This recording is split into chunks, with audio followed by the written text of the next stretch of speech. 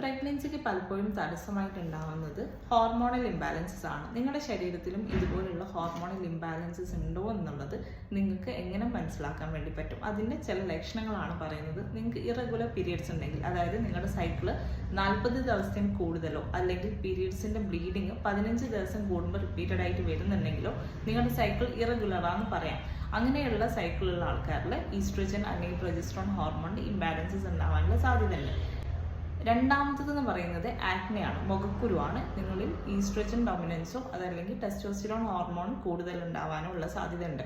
മൂന്നാമത്തത് ബ്രസ്റ്റിൽ നിപ്പിളിൽ നിന്ന് വരുന്ന ഡിസ്ചാർജ് ഉള്ള ആൾക്കാർ ശ്രദ്ധിക്കുക, പ്രൊലാക്റ്റിൻ ഹോർമോൺ കൂടുതലാവാനുള്ള സാധ്യത വളരെ കൂടുതലാണ്. നാലാമത്തേതെന്ന് പറയുന്നത് നിങ്ങൾക്ക് പെട്ടെന്ന് ദേഷ്യപ്പെടുക അല്ലെങ്കിൽ ഭയങ്കര ആൻഷ്യസ് ആയിട്ട് ബിഹേവ് ചെയ്യുന്നതൊക്കെയും ഈസ്ട്രജൻ കൂടുതലുള്ള ആൾക്കാരിൽ കണ്ടുവരുന്ന ലക്ഷണങ്ങളാണ്.